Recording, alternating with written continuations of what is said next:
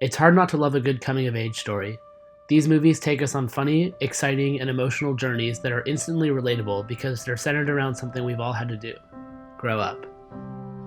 Greta Gerwig's Lady Bird is one of the more popular coming-of-age movies of the last several years, and I wanted to take a little time to look at one unique aspect of the film that I think makes it different from others like it.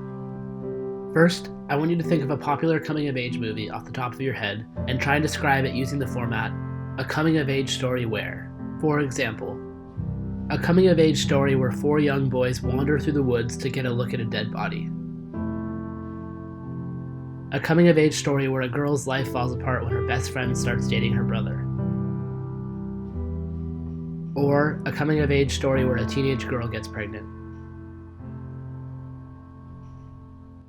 Obviously, these descriptions are major oversimplifications, but they'd give anyone a basic idea of what the movie's all about.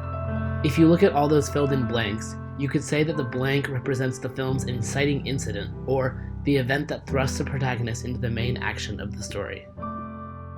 Wait to hear this. What is it, man? You guys want to go see a dead body? Oh my god! Oh my god! What the fuck? Oh Kenny, my no. just get out. Get out of my room, man. Just stop looking, man. Just get out. No. There it is. That little pink plus sign is so unholy. These events happen early on in each movie and set up how the rest of the story will unfold. So, what about Lady Bird? A coming-of-age story where it's tough to point to one moment early on that clearly sets the rest of the film into motion. It just sort of goes. I would argue that Lady Bird doesn't have an inciting incident at all. You could say that maybe it's Lady Bird's mother's refusal to even consider out-of-state college, but this conflict A is hardly even an event at all, and B doesn't actually drive the film's primary narrative.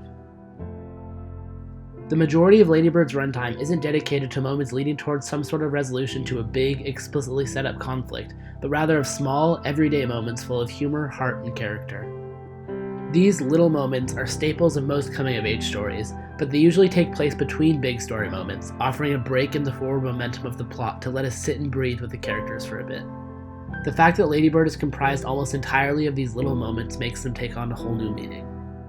We see the lives of Lady Bird McPherson, her family and friends first outlined, and then filled in with color over the course of the film's brief runtime, and aren't presented with any artificial plot to take us away from the simple presentation of life on display. The film unfolds almost kaleidoscopically, bouncing from one moment to the next seemingly on a whim, and nearly every moment is entered partway through and exited before it's over. This unique, relatively plotless structure is only half the story, though. It wouldn't mean much if the actual moments presented weren't powerful. This aspect is where the film shines even more so. Gerwig's attention to detail in both the writing and directing of these little moments is ridiculously true to life, and the various levels of specificity of these moments are what, I think, really make the film special. The story is able to be of a hyper-specific time, place, and focus, but somehow still casts a vast net at all the types of people it's able to appeal to. You have Lady Bird, the Catholic high schooler. Let the Lord be with you. And also with you. 6 inches for the Holy Spirit. Ladies, skirts. But also just Lady Bird, the normal high schooler. You guys with me? Don't leave me hanging. Give me a nod. That's good. Maybe even a verbal confirmation. Yes. Aha, thank you. That's what I like to hear. I have to go to class. But I have free period. I need to pass history. I think we're done with the learning portion of high school. I'm gonna go. No. I hate being alone. I love you. Or Lady Bird, the daughter. Mom, We don't need to buy that. it's only $3. I'm having a hard week. Well, if you want to read it, we can go down to the public library. I want to read it in bed. That's something that rich people do. We're not rich people. Go to your room. I'm not fine. I didn't raise you like this. I don't have to go anywhere. I'm not going to a fucking university that's famous for its fucking agricultural school.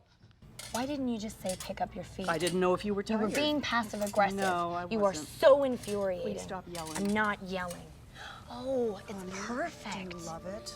These are just a few examples of the many facets of Lady Bird's personality that exist throughout the film, along with several other deeply textured characters to be found in the supporting cast.